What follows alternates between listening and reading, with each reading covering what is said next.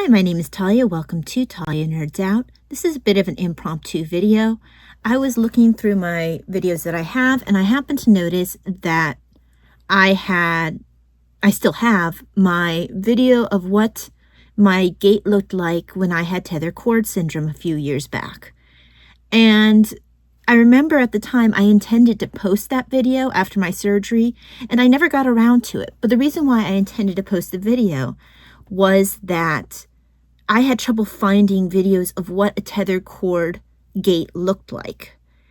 I just kept researching. I just had trouble finding. And I told myself, okay, when my surgery's done, I will post that video so someone else, when they're in my position and they need to confirm to themselves that they do in fact have this condition, can see an example of what a tethered cord gait might look like. Now, what is tethered cord syndrome? First of all, for me, this came as a result of my Ehlers-Danlos syndrome. I have discussed Ehlers-Danlos in more detail in a previous video, but if this is your first video that you are seeing with me in regards to Ehlers-Danlos awareness, I want to give a brief explanation. Ehlers-Danlos syndrome is a connective tissue disorder that causes causes all the soft tissue to be just a bit more stretchy. It can present in different ways. There are several different kinds of Ehlers-Danlos syndromes. I am currently educating myself more on it with the book Disjointed. I only got diagnosed about 8 years ago, something like that. So even though I have had symptoms of it all my life, whoopsie, book fell, I just never got to a point until that 8-period stretch where symptoms were serious enough that we went beyond the, oh, hey, that's kind of odd, to actually getting it checked out. But before I go and show the video of my gait, I want to show a couple of slides with what an example, visible example of what tethered cord looks like. Okay, here's the exact definition that is given by this is Cleveland Clinic that I'm looking at. But a tethered spinal cord happens when your spinal cord abnormally attaches to the wall of your spinal canal. And usually your spinal cord is supposed to move freely in there. And I'll have a couple of pictures pop up that show what it's supposed to look like versus what it looks like with tethered cord.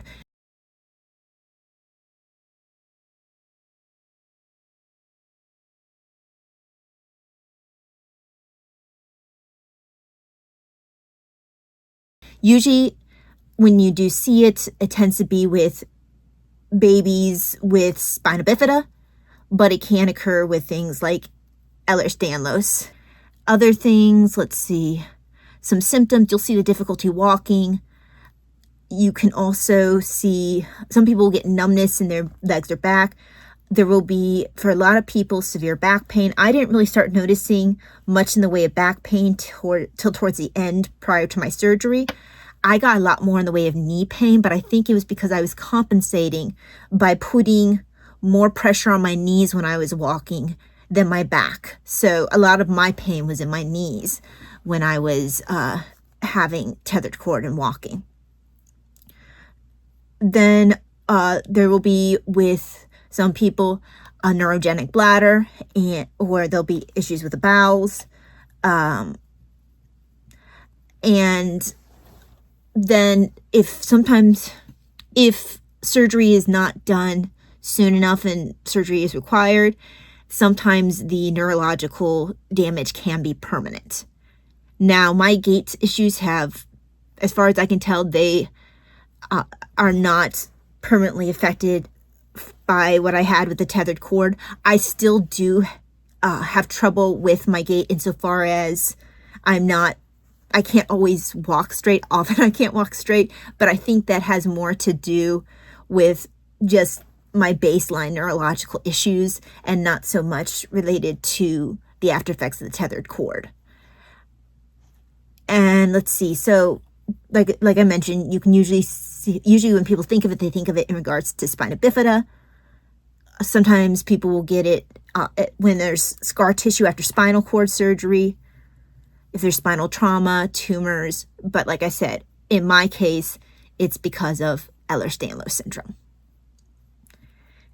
But I will then go on to show you that video of what my gait in particular looked like with tethered cord.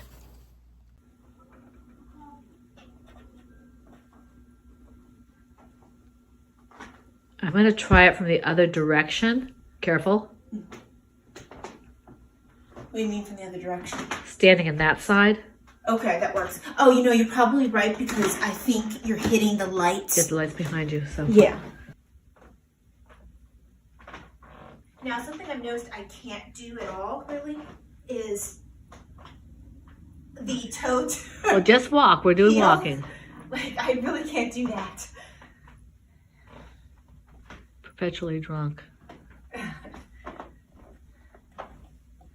I mean, it's not as bad as it has been where I'm literally doing the thing with the knee. Mm-hmm. This is actually pretty good. Does this have video, audio?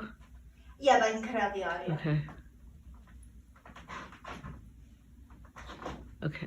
Or I can leave in the audio I want to leave in. All right, you ready? Done? I'll do one more. Because it does get worse. And also I know I'm doing a lot of pausing, which is giving me a chance to recover. We're getting some exercise in. Yeah. Careful. But still not as bad as I've been. I hope that you found that video to be helpful if you have tethered cord syndrome, or helpful if you think you might have it, or if you know someone who you think might have something going on neurologically. I hope that this video provided some sort of help for you, even if it's only to increase awareness of some of the things that can occur with Ehlers-Danlos syndrome. Thank you very much. I hope that you have a very blessed day, and I will see you again for the next video. God bless. Bye.